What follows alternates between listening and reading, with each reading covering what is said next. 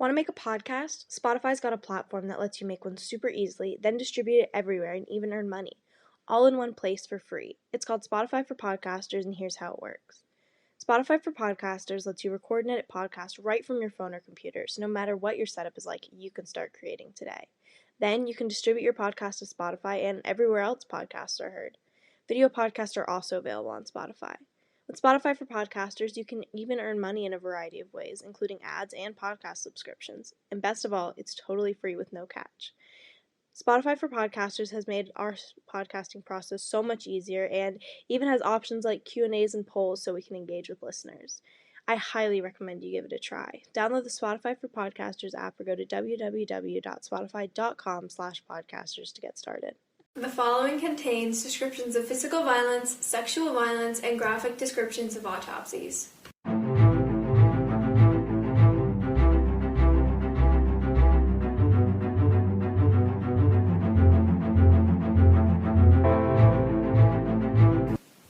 Hi listeners, welcome back to TGIC Podcast, and Happy New Year!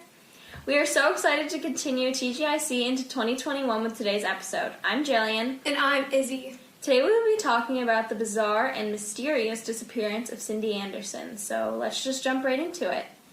Cynthia Cindy Jane Anderson was born on February 4th of 1961, so she was 20 at the time of her disappearance in 1980. She was a legal secretary, and she had planned on quitting school to attend Bible college with her boyfriends, before she disappeared. Okay, let me just say something. I didn't know Bible college was a thing before we did this. Oh, I didn't know what that was. I don't actually still know what that is. I just assume it's church school, right? I'm guessing it's basically Catholic school, but college. Okay, why is it Catholic school though? Because aren't there all denominations of Christianity and stuff? Well, yeah, I'm just, Guessing? I'm just guessing, but I'm guessing it's going to a religious private school, but then it's college version. Yeah. That kind of makes sense, I guess. I'm still thrown off by it because I'm just I don't know. Well, because it says she was planning on attending with her boyfriend, so that confuses me. Yeah, that does Were confuse they just me. all in on this Bible college thing? And what do you do with a degree from Bible college? Do you get a degree? I don't know. I have a lot of questions about this Bible college thing. We should have looked into this. Yeah, we should Has have. no relation to her disappearance, but we really should do our research on Bible college. Anyway, relating to her Bible collegeness, she was raised in a strict and religious household, and she was so religious that her whole schedule was just filled with church and religious-related activities and events. According to her parents, she was... Okay, sorry, cut me off. Okay. Okay, sorry, I'm just gonna start. So she was so religious that her whole schedule was filled with church and religious-related activities and events. According to her parents, her faith was one of the most important aspects of her life. She did everything because of her faith, and I guess that's really shown in the fact that she was quitting her job to go to Bible college. Yeah, and personally, I'm not someone who's very religious. My family is technically Catholic, but I honestly cannot imagine, having my whole life structured around religion like that. Yeah, I feel that could be very, isolating and honestly kind of, I don't know how to explain it. It just seems like it could be very limiting. Yeah, and we'll get into that later because it could have been one of the things that led to her disappearance in a way. Ooh. I mean, kind of. Not nothing happened with the church. I'm just saying her, religious personality may have had caused a few things relating to her disappearance, that's all. Anyway, so she had a very good relationship with her parents, and her father, as well as other people who knew her, even described her as quiet and obedient, and I think that, shows her personality, but you think it's kind of weird for a father to describe his daughter that way? I don't know, she's very quiet and obedient. No, I don't know, that does creep me out a little bit, I'm quiet and obedient, but, my parents would never describe me that way. They'd be she's funny and positive, she wouldn't be quiet and obedient. No, obedient's a weird word to use. Not well-behaved or obedient. Polite. Obedient sounds weird. I don't know. That gives me creepy vibes, honestly. Very obedient. creepy vibes. That sounds I don't know. I don't like it. Anyway, they, for a normal description of her friends and other members of her church said that she was very beautiful, soft-spoken, and that she often turned heads, so I guess she was pretty. Mm-hmm. And she was dating at the time of her disappearance, like we mentioned earlier. Her boyfriend was a member of the church. He was very religious, and he was planning on going to Bible school with her. Yeah, and he was, like, never mentioned anywhere. No, like, they he never was not talked part about of it. the case. Like, and I don't know if that's, like, fishy on the police's part, or if he was just ruled out really early on or something. I don't know. And I mean, I think that's totally possible because, like, a lot of times during investigations, they won't release a name if they've already cleared someone because, like, they don't want them to be, like, associated with the case, you know what I mean? Yeah, well, we really didn't get too much into suspects and whateverness right now. So do you want to get started with the timeline? Yeah, so 1980, which was about a year before her disappearance, Cindy, who was 20 at the time, began having nightmares about being abducted and murdered by a stranger. That's so creepy. And, like, repetitive dreams. Like, Yeah. I'm not gonna lie. I've had a couple dreams before about being abducted. No, yeah, same here. Like, it happens. Like, especially when you do what we do, you have it in your head a lot. But I've never had, like, the same repetitive dream like that. Like, that's creepy. Yeah, and apparently they got so bad that she ended up telling her mother about them, and her mom just kind of brushed it off and dismissed it. She was like, that's no big deal, it's fine, it's just probably something, like, God or the universe is trying to tell you. But, like... That's creepy. I don't, like, that's a big deal. That has a lot to do with, like, your like, mental stability. That's psychological. And, yeah, like, you really, that's, like, something you should see a therapist about. Especially since it was repetitive, like we were talking about Exactly. earlier. Like, that's really bad. Yeah, and so she experienced these nightmares for the year leading up to her disappearance. A year? Yeah, and they continued they continued until her eventual fate.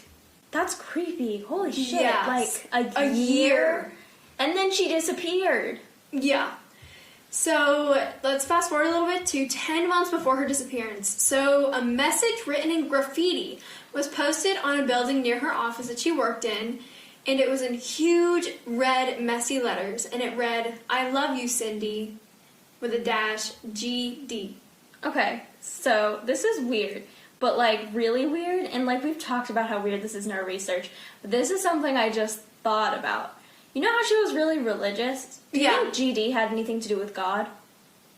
Oh my god. Maybe? That's, like, the most random thought I think I've ever had. Okay, I don't even know where that came from. Oh but my god. I wonder if that could be anything related to her church. Maybe. Ooh, that's weird. That just, like, made my, like, hair rise up on the back of my neck. Okay. So, this, like, obviously disturbed both Cindy and her family, but it wasn't removed from the building across the street for over 6 months. The jerks. Why couldn't you just, like, paint over that? Like, I don't understand. What's so hard about that? Like, 6 months. And this was later proved by investigators to have been made by a man who intended it for a different Cindy. Bullshit. It was right outside of her window and, like... Yeah, no way. It's, like, so unlikely. I don't care how common of a name Cindy is, it's right outside of her window. It's not intended for somebody else. And I mean, like, I don't know, that was the only investigation done into the note. And, like, that could totally have been a lie because, like, they just took this, like, random-ass guy's word for it. Oh, yeah, sure, like, he seems reliable. What? Yeah, there's no reasoning for that. Yeah, and I mean, like, they literally found him by looking up the initials and looking for people in the area who had those initials. Bullshit. It could have been anyone. I don't even know who this guy is. Like, yeah, like, what if it was like he did this for some other lady and it was like a totally different side of the, like, what if it was not even like a graffiti thing? Like, you know, what if it was like a little tiny note or something written outside and he's like, oh no, they caught me, I'm really sorry about this. Yeah, like, what if he did, like, it's just, there's so many things they wrong could with this? Yes. Wrong. Like, why didn't they investigate? I feel like they should have investigated that more thoroughly. So weird.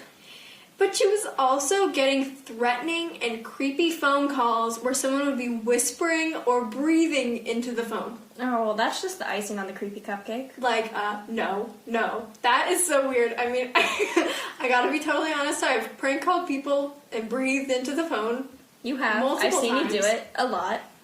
But, like, this was, like, like, people weren't doing that then. Like, you have to, like, look someone's, like, I don't know. I'm sure people were prank calling in 1980. It wasn't like yeah, but a decade it was like repetitive phone century calls. ago. Yeah, it's definitely creepy. I'm just saying it could have been a prank. True. It's totally kind of unlikely though. And like they never really addressed. I don't know. That could have been Creepy. just a coincidence. So let's fast forward to August 4th of 1981, which was the last day that Cindy was ever seen. So she went into work that morning as usual, and she was usually alone in her office all morning, and she kept the door locked because, like, she had literally been having these dreams, and her employees and her employer knew about that. So she was just kind of on edge. It's so creepy that she, like, Yeah. she knew to be prepared for something and then something still happened. And so her office, she would always lock the door, and they had new locks installed, but she also had an emergency button installed on the bottom of her desk. So, like, if she ever felt threatened or worried about something, she could press it and it would immediately alert the authorities. Oh my god. And Can I get one of those buttons? Yeah, exactly. Do they still, like Like, I feel in like your everyone house? should have one, like on a necklace, like with those I've fallen and I can't get up buttons. Everyone would should be just really have funny. like a 911 button. I mean, that would, I I guess like that's why someone people would have accident- phones. Yeah. Like, that's actually really stupid. So, yeah, that was, just keep that in mind that was there. And she was also, like, in a pretty toxic and overall, like, not a good work environment. And, I mean, honestly, this is kind of expected. She's working at, like, a law office, and she's a secretary. And it was 1980. I'm sure the Yeah. sexism was, like, intense. Yeah, like, through the roof. So this was also one of the reasons that she was going to quit in the following weeks, along with her Bible college excuse. And, yeah, so that was the morning. And at 12 p.m., 2 of her coworkers arrived in the office, and the first thing that they noticed was the smell of nail polish remover, which lingered in the air. And I'm just gonna say something, Jillian, this is gonna creep you out. Chloroform shares a similar distinguishing smell. Fucking chloroform. This will, like, Every haunt me case. forever. I don't know what the deal with this is. I'm telling you, like, the last, like, 10 cases I've been, like, researching have had to do with chloroform. It's driving me crazy. It's like this childhood fear has come back to haunt me. And also, the doors were locked from the inside, and the radio, lights, and air conditioner were all on. So that means that Cindy had definitely been there. However, there were no signs of struggle in the office, and the door was still locked, which is super sus, and none of the windows were open. Okay, here's the thing I'm never going to figure out about this case. She must have left. I don't know if she left on her own or if someone took her. But there has had to have been some way out and someone locked it from the inside and then covered up their tracks. How the hell is that even possible? Exactly, okay, and also, this was in a strip mall. Yeah, exactly. It's like one floor. It's one door into her little office. Like, I will never understand about that about this case, and I'm really sorry because I won't, and I can't explain it to you. Yeah, and okay, one of the things that I thought when we were first researching this case is, like, what if someone knew about her and was, like, potentially, like, tried to make it look like she was there, but there was a witness who had seen her. Yeah, no, there's tons of witnesses that saw her go into her office that morning. Yeah. And the only things that were missing were Cindy's car keys and her purse. Which is just weird because, like, if someone came in with the intention to rob the office, why would they just take her car keys and her purse? Yeah, that doesn't make any sense. It's a law office. I'm sure there's much better things to take. Yeah, like, even if it's just information, that could probably still get you, like, money and stuff. Exactly. And also, like, it's weird to think that she had her purse and keys because, like, think about it. If you're being kidnapped... Why would you grab your purse and your keys? Like, if someone is threatening you with violence, why are you just like, hey, can you hold on a second? I'd like to grab my purse. Yeah. Are we going? Let me grab my things. Like, I will... No, like, it just doesn't make any sense. And then also, if she chose to leave on her own accord, this makes sense because she could easily bail with, like, her purse and her ID and stuff. You know what I mean? Okay, but also on the flip side of that, I feel like if I were to leave my whole life, I'd leave my ID behind. Exactly. I don't want exactly. to... Like, what if I don't know, something goes wrong? I don't want someone to be able to identify me because, like... Yeah. Like, what if you're living this whole new life and someone finds your ID? But, like, That's what if a she, like, great TV dumped show. it? Like, what if she, like, dumped it in a dumpster or something? I don't know. I don't know. No one ever found it. But the creepiest part about this whole entire case is that there was a book Cindy was reading left open on her desk. Why is that creepy? Because the part of the book it was open to was the only violent scene in the entire book. And this scene had the main character and she was being abducted at knife point. What the fuck? Yeah. What is this case? Like, what? I'm just No, I'm sorry. I said something else was the icing on the creepy cupcake girl. This is like the cherry or the sprinkles on top. And like, okay, I read paper books a lot, and first, it would be hard to get your book to stay open on a specific page. Okay, well, maybe she had a hardback, Izzy. Or what do you call that? Hard copy? What is that? Hardcover. Hardcover. Yeah, but like still, like that's just so weird. And like if you were being abducted, why would you take the time to open the book to that? Well, unless her abductor was like an obsessed stalker and like knew what to do to like make it look creepier. I don't know. Alright, so I guess, I mean, we've already kind of like touched on suspects and theories in this case. Yeah, but I guess we're gonna like go over them again. Yeah, just go really in depth on actual people and stuff. Alright, so our first theory is that there was an obsessed stalker, which we were just starting to get into a little bit. So the theory is that Cindy was being stalked in the year or so leading up to her disappearance. And so, like, with all of her nightmares and the creepy phone calls and all that kind of, like, in the note, all the creepy stuff combined, it's like she was kind of being told something bad was going to be happening. Like her subconscious? Like her subconscious knew, because there were, like, these little creepy, like, the calls and stuff. Things, yeah. Yeah, they kept happening. So it makes me think, like, in her mind, she kind of, like, what is that? Yeah, your subconscious. Like, she was kind of preparing herself, almost. And that's why the nightmares and stuff were happening. And the note could have definitely been written by a stalker, and the phone calls could have also been made from them, so that totally makes sense. I mean, that's stalker behavior, right? Yeah, exactly. And I mean, like we said, this, like, she was described as literally, like, eye-catching and beautiful. So that makes sense. Like, if someone, like, some random creepy dude or woman saw her on the street and was like, yeah, ooh, women can abduct people, too. Yeah, like, I almost just said woman power, but that's not appropriate. No. Oopsies. But, like, yeah, like, literally, I feel like a stalker could totally be plausible in this case. And also, I think a big part of this is whoever committed this crime knew her schedule and had clearly, like, been familiar with what she does. And, like, that's what a stalker would do. And, like, specifically, they would have known that she was alone in her office at that time and, like, would have figured out how to get into this office, like, and premeditated this crime. Like, a stalker watches you for a very long time. They figure out your routines and your schedule. They would have known that she was sitting alone in her office at that time, and it makes perfect sense. Yeah, so if this were to be a stalker, it would have, like, taken place over probably, like, maybe years, since, like, all this stuff had been happening for years, like, That's the totally past possible. year. Like, I think it just makes a lot of sense that it was a stalker. There's no other theory that sticks out more to me than the stalker one, except for the fact that they never caught anyone. Yeah. So the next theory is that she was murdered for knowing too much about a drug conspiracy involving attorneys at her office. So 2 attorneys that worked in her office were later caught in a drug conspiracy after her disappearance. And, like, drug conspiracy throws me off a little bit. I'm pretty sure that just means that they were, like, selling drugs Yeah, illegally. I think they were probably just, like, coke or something. I don't know. So they were selling drugs, and, like, they were involved in this together with, like, other group of people. And it was rumored that she had actually overheard a conversation they'd had and, like, therefore knew about this whole drug conspiracy thing. And one of them even testified in their trial that they had kidnapped and murdered her to, like, dispose of her knowledge. What? Yeah, so here's why, like, I'm saying this so casually, because we looked in this case a lot, and I'm sorry, if someone's testifying this, I assume the police, like, researched and investigated and blah, blah, blah, because, like, someone has literally confessed, so they must have figured out that that was not what happened, right? Yeah, because, I mean, I feel like it would be more, like, it would be on the news, like, this guy would be listed right when you looked her up and stuff.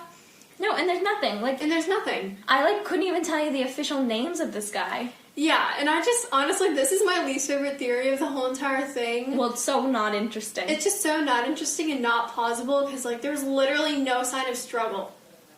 Yeah, like, that's whatsoever. I'm trying to think of, like, well, I mean, I guess there really wouldn't be a struggle. She knew the person. They had access to the office. That's the only thing that really makes sense about this. Yeah, but, like, if someone was, like, trying to abduct, like, I don't know if this is true for everyone, but if someone was, like, abducting me, I would be flailing, I would be knocking stuff around. Like, I would be trying my best to get a, Well, she probably, if I had to guess, she didn't know she was being abducted. If this was the situation, they would have known her, they would have had access to the office, maybe they asked to, like, run an errand with her or something, and I mean, that would explain why she took her purse and stuff. Okay, that does make sense. No, so that, like... But it doesn't explain why the door was locked from the inside. Yeah, well, that's never going to be explained. I don't care what scenario there is. That's not going to be explained. Yeah. Anyway, so I guess that part of it's plausible, but, like, I'm sorry. If they have, like, official records of this guy confessing, it's assumed the police look into this and, like, there's just nothing. Because Yeah. otherwise this would be a solved case. So I have to think that that is, like, the least likely theory. And, but that probably happened a long time ago, too. Yeah, exactly. So, I don't know. Now, on to my personal favorite theory. That she staged her own disappearance. That's creepy. That's always going to be my favorite like Gone theory. Girl shit. So, there are 2 probable reasons why. She wanted to run away from the forced church environment and work life, or she was crazy and mentally unstable. I think she could have been both. I think she could have been both at the same time. I mean, it's totally possible. I think the whole, like, her whole church and her work life was really bad and probably, like, really difficult to live under. And, like, honestly, that could have either led to her being mentally unstable or, like, you know, she was clearly having issues with somebody who kept, like, calling her and stuff. So, Yeah. like, I think all of this could literally lead to you being crazy and mentally unstable or just straight up leaving. Yeah, just ready to leave. Makes perfect sense. And I mean, I just thought of something that's not corroborated by, like, anything, but, like we said, she has, like, kind of a toxic work and school environment, and she's about to go to Bible college with her boyfriend. Well, her dad said that she had been, like, really working on her appearance in the, like, later months. So, like, she started, like, dieting and working out and, like, doing all this stuff. And, like, maybe it was pressure from her boyfriend or something. Like, maybe she just needed to get out. Maybe. I mean, it's totally possible. It could be from Yeah. anything. Like, I just think that there was a lot of aspects of this girl's life that could have led to her either going crazy or just, like, not being comfortable in her life anymore. Yeah. And she could have simply, like, taken her purse and keys and just left. Yeah. And, like, this is the only solution that I'm going to come up with to the door being locked from the inside, but she didn't work in the office. Maybe she knew some secret way to lock from the inside, you know? Yeah. And I mean, since she was so concerned about security and stuff, like, maybe, yeah, you're right, she probably totally knew a way out. And, I mean, like, and nothing has ever been found. Like, there's no suspect. They've never found her car. Like, they've never found anything. Like, at all. There was no DNA evidence in the office. Like, it's just, I don't know. I feel like this is the most plausible thing in my opinion. And she left the book open on her desk as a red herring for investigators. You know, that's pretty smart. And I have to say, clearly this girl was, like, aware of true crime stuff. So, like, maybe she was like, if I'm going to stage my own disappearance, like, I'm going to throw this red herring for investigators. Like, yeah, like, I'm going to make it interesting. Spice it up a little bit. Spice it up and, like, try to, like, throw them off track. They'll never find me this way. Yeah. And maybe the nightmares and paranoia could have led up to her going crazy, in addition to the fact that maybe she was being ignored and belittled by those in her life. Oh, she totally was. I mean, her mom was like, oh, it's no big deal. Like, it's Nightmares, fine. not It's just scary your at all. brain. And then, like, honestly, like I said earlier, like, from what I've heard about, especially being, like, a very religious and strictly religious household, like, it can be very isolating. No, isolating, stressful. Like, I could totally understand that as being something that seemed, like, forced your whole life, and then you just decide you didn't want to do it anymore. Yeah. And I think this is a little bit off track, and I don't know this girl, I don't know this girl's family, but maybe, like, as a child when she was growing up, she thought, like, when her childhood was over, like, she wouldn't have to be into all the church and religious things anymore.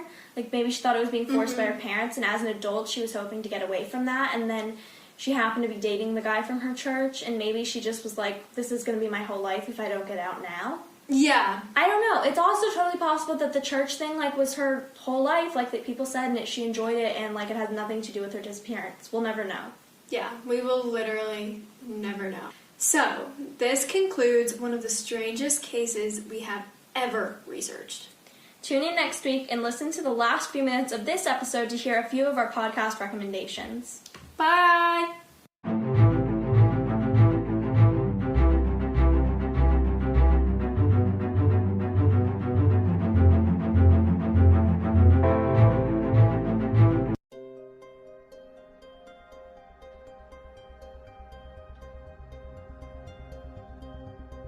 Hey Emily, you know what sounds really good right now? What, Casey? Listening to a podcast about true crime while cooking or baking something delicious that's on theme with that. Which is exactly what you get with our podcast. No way! Yeah, a sprinkle of sugar, a dash of murder. We are a true crime podcast. obviously with an element of baking, so we'll share a recipe with you, something on theme with whatever true crime case we are doing that week. Please tune in to hear something sweet and sinister. You can listen to us on Podbean, Spotify, Apple Podcasts, or wherever you get your podcasts. I'm Kim. And I'm Ashley. And we host True Crimes and Weird Times, where we answer questions like... Did the government really kill Danny Casolaro? Did you know that the movie Scream was based on an actual serial killer? How much do you know about skinwalkers? Join us every Wednesday for your weekly dose of true crimes, The unexplained, and the just plain weird. Check out our website, truecrimesweirdtimes.com. Find us on Instagram and Facebook. And listen to us anywhere you listen to podcasts. So come check us out. We'll be waiting.